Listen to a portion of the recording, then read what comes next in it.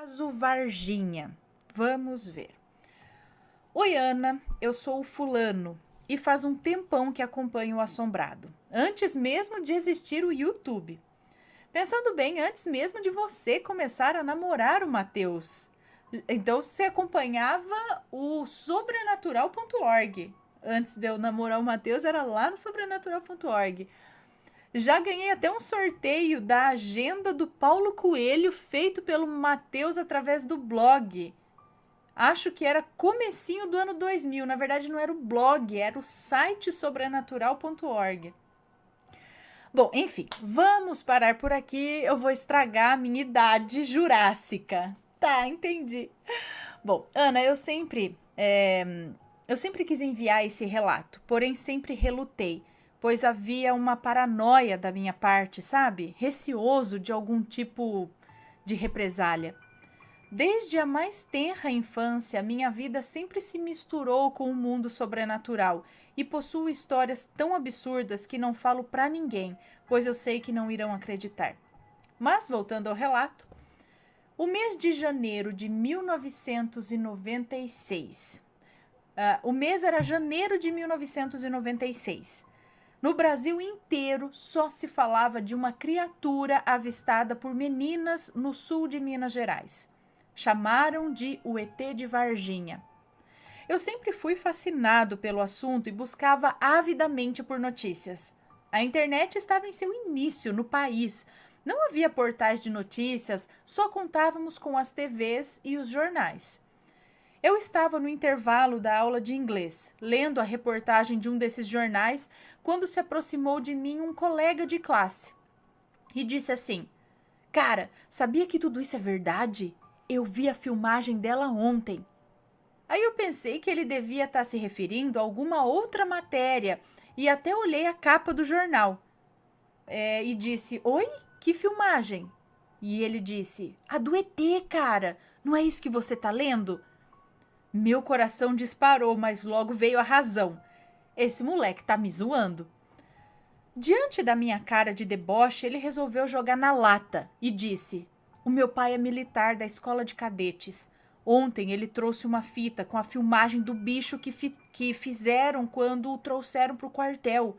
Ele estava vivo. É muito parecido com esse desenho aí", apontou para a ilustração do jornal. "Só a cor é um pouco diferente. Parece uma massa marrom mergulhada no óleo escuro. Meu pai falou que fedia muito também. O cheiro lembrava uma meia usada por semanas." O garoto parecia estar falando a verdade, sabe? Enquanto eu tentava me recuperar diante de tal revelação, o professor de inglês entrou na sala e todos o cumprimentaram. "Good morning, teacher." E a minha vontade era gritar: "Holy shit!" E eu sussurrei pro garoto: "Eu posso ver a fita?" E ele disse: "Claro, vai lá em casa amanhã, à tarde, que eu te mostro."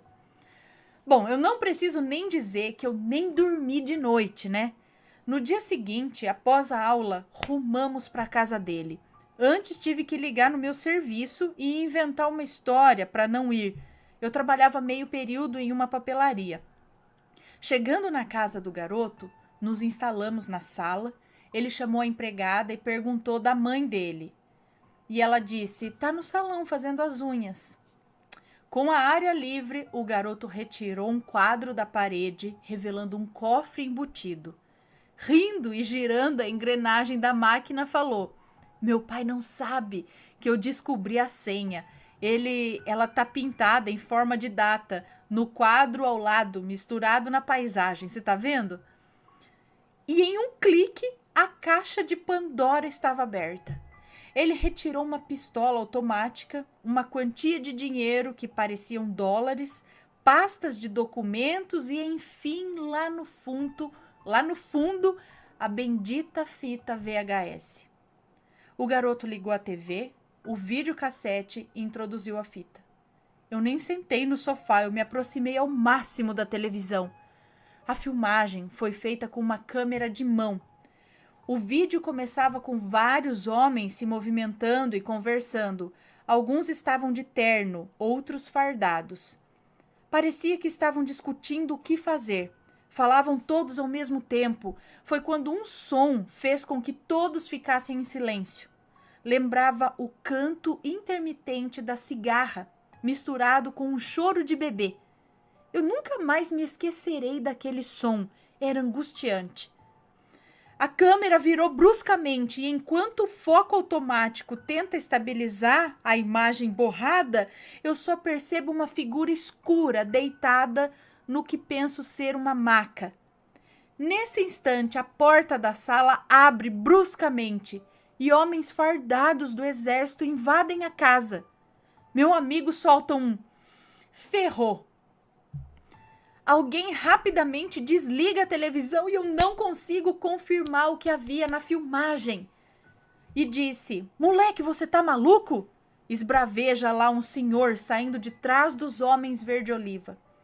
Trajava terno azul marinho e ostentava um bigode milimetricamente aparado. E ele disse, meu pai, eu só queria mostrar o bicho pro meu amigo. E aí o homem disse, sobe pro seu quarto agora. Falou o pai dele sem exasperar na voz, mas com um tom típico de alguém habituado a ordenar. Meu amigo subiu as escadas sem olhar para mim. O pai somente gesticulou com o pescoço para os soldados e os mesmos se retiraram da sala. Eu nem sabia mais se o que estava sentindo era medo ou espanto pelo fato do pai ter chegado exatamente naquela hora e daquele jeito. Parece que ele já sabia o que ia acontecer, sabe? E ele disse, garoto, eu sei o que pensa que viu, mas não é nada disso. Vai além da sua compreensão. Melhor esquecer e seguir a sua vida para evitar complicações. Eu apenas acenei com a cabeça. O que mais eu poderia fazer, né? E fui escoltado para minha casa por um jipe do exército. Meu amigo nunca mais voltou para as aulas e nem atendia mais os meus telefonemas. Boatos diziam que o pai havia sido transferido junto com a família para outro estado. Nunca mais esqueci daquele som. E é isso, Ana. Espero que seus telespectadores gostem da história e quem sabe a partir de agora fiquem motivados a escrever mais. Beijos para você e para sua família linda. Atenciosamente, Fulano. E aí? Será mesmo? Olha, gente, eu não duvido, né? Tem todas essas operações e essas conspirações e tudo mais a respeito aí do ET de Varginha, testemunhas. Eu lembro muito de assistir na época em programas de reportagens, né? Porque o que a gente tinha, como ele disse, na época era realmente a TV com as suas reportagens e revistas. Eu lembro que tinha até em casa, eu morava em Santo André na época, a revista Extra, com a capa do ET de Varginha, que eu ficava, de tanto falava daquele ET, a gente ficava achando que eu ia olhar pra janela, eu ia ver o ET de Varginha ali na minha casa, eu virava a capa da revista assim, pra não ver o ET lá na capa da revista Extra. Não, na capa da revista Extra acho que era o Chupacabra, agora não sei, confundi o Chupacabra com o ET de Varginha agora. Não sei, mas tô confusa. Enfim, acho que era o Chupacabra. Não, é Chupacabra, não sei. Mas era isso, a gente tinha as revistas, os jornais e a TV. Não tinha internet ainda pra pesquisar, assim, saber sobre as coisas.